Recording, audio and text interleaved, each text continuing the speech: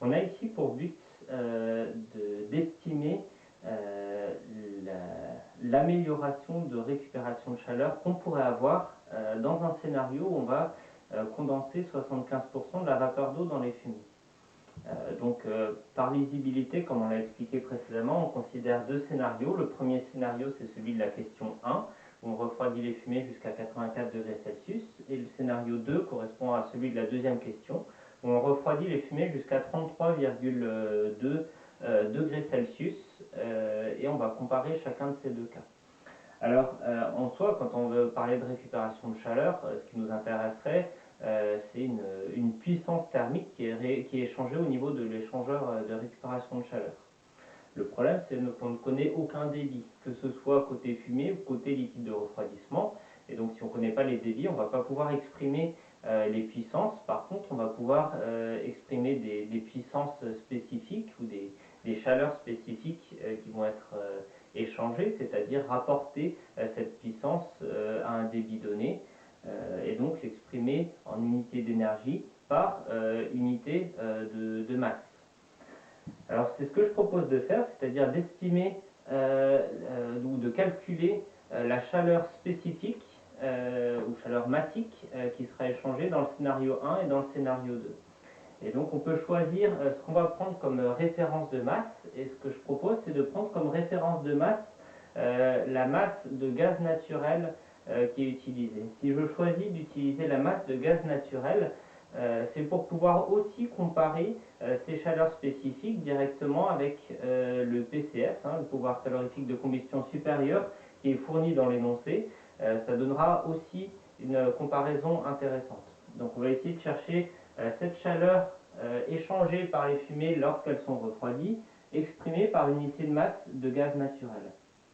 Alors dans le scénario 1, étant donné qu'on a un gaz parfait dans les fumées ou un mélange de gaz parfait, la chaleur peut être exprimée comme étant l'intégrale de la variation d'enthalpie spécifique, c'est-à-dire l'intégrale du CPdT des fumées.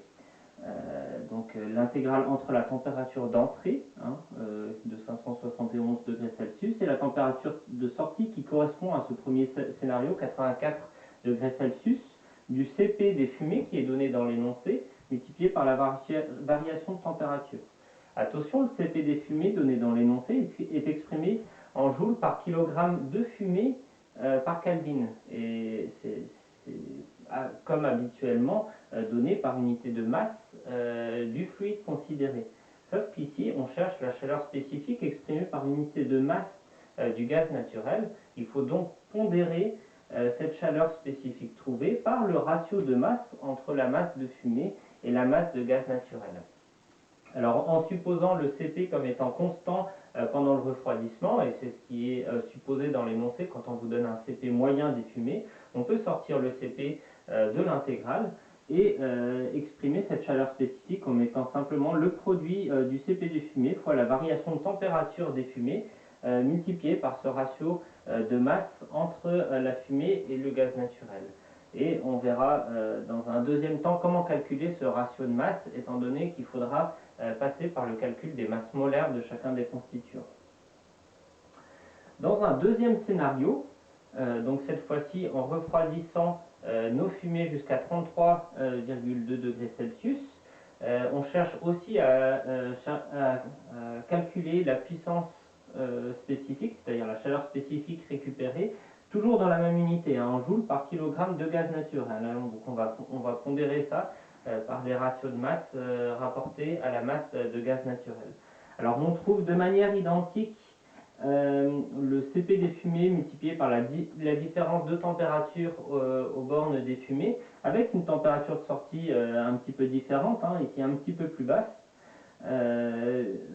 qui sera pondérée par ce ratio de masse de fumée par la masse de gaz naturel.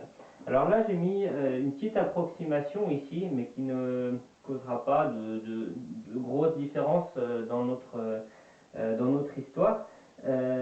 C'est que on va considérer ou faire l'approximation que ce ratio de masse est constant pendant tout le refroidissement des fumées, ce qui n'est pas tout à fait vrai, étant donné que ici on parle de la fumée, enfin le CP est donné pour la fumée sous forme vapeur, ou en tout cas le CP de la fumée est censé changer un petit peu quand l'eau se condense, et du coup c'est plutôt la masse de fumée sous forme gazeuse qui serait à prendre en compte, même si l'énoncé n'est pas tout à fait clair ici. Et donc sur toute une grosse partie de refroidissement, on a bien un ratio de masse constant, hein, de 571 à 57 degrés, si je me souviens bien. Et après, il y a toute la fin du refroidissement où ce ratio de masse change un petit peu dû à la condensation d'une partie de la vapeur d'eau. Mais on va négliger cette variation en approximant ce ratio de masse comme étant constant. Alors attention, dans ce deuxième cas, il faut donc on récupère un petit peu plus de chaleur parce qu'on refroidit plus les fumées, mais on récupère aussi notamment de la chaleur par condensation de la vapeur d'eau, hein, c'est ici tout l'objectif.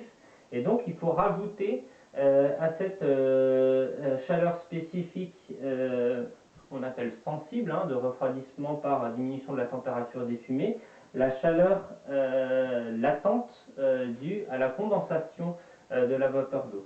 Donc on va ajouter ici la variation d'enthalpie, ce qu'on appelle la chaleur latente de vaporisation de l'eau, qui vous est donnée avec une seule valeur moyenne correspondant à peu près aux conditions dans lesquelles on est.